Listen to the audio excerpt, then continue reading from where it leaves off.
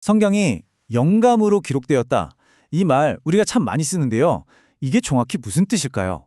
오늘은 벤자민 워필드의 책 성경의 영감과 권위를 가지고 그가 얼마나 정교하게 이 개념을 설명하는지 한번 깊이 파고 들어보겠습니다. 자, 영감하면 딱 이런 느낌이잖아요. 뭔가 시적인 필이 충만해진다거나 신적인 감정에 확 휩싸이는 그런 거요. 근데 있잖아요. 오늘 우리가 살펴볼 워필드의 주장은 그런 막연한 느낌과는 차원이 다릅니다. 이 영감이란 단어에 정말 어마어마하게 구체적이고 강력한 신학적 의미가 담겨 있다는 걸 알게 되실 거예요. 오늘 우리가 함께 따라가 볼 여정은 이렇습니다. 먼저 영감에 대한 흔한 오해부터 바로잡고요. 그 다음에 성경에 나오는 핵심 단어를 통해 진짜 의미를 파헤쳐 볼 겁니다. 그리고 마지막으로 이 개념이 어떻게 성경의 신적인 또 인간적인 특성을 완벽하게 설명해 내는지까지 살펴보겠습니다. 자, 그럼 첫 번째 주제부터 시작해 볼까요? 우리가 너무나 자연스럽게 쓰는 이 영감이란 단어. 영어로는 inspiration이죠. 근데 사실 이 단어의 어원 때문에 성경이 말하려는 본래 의미를 오히려 오해하게 되는 경우가 많습니다. 그렇죠. 보통 영감이라고 하면 성경을 쓴 저자들에게 성령님이 뭔가 초자연적인 숨결을 불어넣어서 그들의 능력을 한 단계 업그레이드 시켜주셨다. 뭐 이런 식으로 이해하는 거죠. 그런데 바로 이 지점에서 워필드가 아주 근본적인 관점의 전환을 요구합니다. 그의 주장은 이거예요. 성경은 그냥 인간이 쓴 책에 신이 좀 도와주신 정도가 아니라 처음부터 끝까지 하나님의 작품이라는 겁니다. 이게 바로 오늘 우리가 파헤칠 정말 중요한 차이점입니다. 자, 이제 워필드 주장의 심장부로 한번 들어가 보죠. 그의 모든 논리는요. 신약 성경에서 단 한 번, 딱 한 번 등장하는 이 그리스어 단어에 아주 강력하게 뿌리내리고 있습니다. 그 단어는 바로 데오프뉴스토스입니다. 발음이 좀 어렵죠? 신약 전체에서 딱 한 번 나오지만 성경의 영감 교리를 여는 마스터키 같은 단어예요. 문자 그대로의 뜻은 하나님께서 숨을 내쉬셨다는 겁니다. 여기가 진짜 중요한 포인트예요. 우리가 영감, 영어로 inspiration이라고 하잖아요. 그 앞에 붙은 in 때문에 자꾸 안으로 뭔가를 불어넣는다고 생각하게 되는데 사실 그건 나중에 라틴어나 영어를 거치면서 덧붙여진 의미예요. 원래 그리스어 단어 데오프뉴스토스에는요. 안으로 나는 개념 자체가 아예 없어요. 그러니까 불어넣는 것이 아니라 정반대로 밖으로 내쉬는 것. 이게 핵심인 거죠. 아니, 뭐 안으로 불어넣든 밖으로 내쉬든 그게 그렇게 중요한가요? 네, 엄청나게 중요합니다. 지금부터 이 작은 차이가 우리가 알던 영감에 대한 생각을 어떻게 완전히 뒤집어 놓는지 한번 보시죠. 이 표를 보시면 차이가 확 들어오죠. 안으로 불어넣었다고 생각하면 주인공은 어디까지나 인간 저자입니다. 하나님은 조력자고요. 하지만 밖으로 내쉬었다고 하면 주인공이 하나님으로 바뀝니다.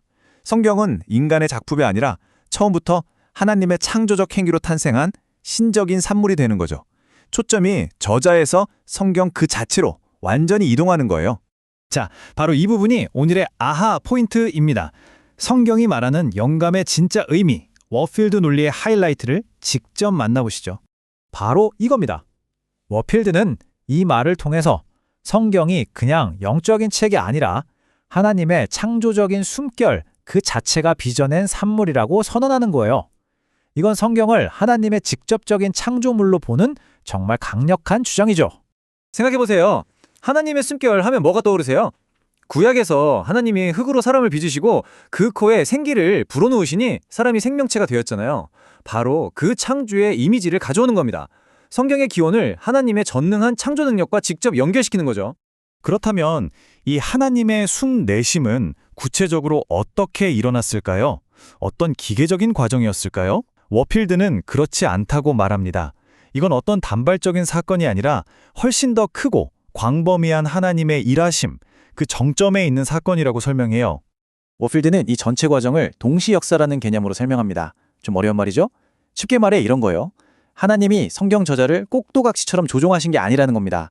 오히려 그 사람이 평생 겪는 모든 경험, 그의 생각, 그가 자료를 조사하고 글을 쓰는 그 모든 인간적인 활동과 하나님의 역사가 완벽하게 함께 흘러가도록 하셨다는 뜻이에요. 워필드의 이 말을 보면 동시 역사의 의미가 더 분명해지죠.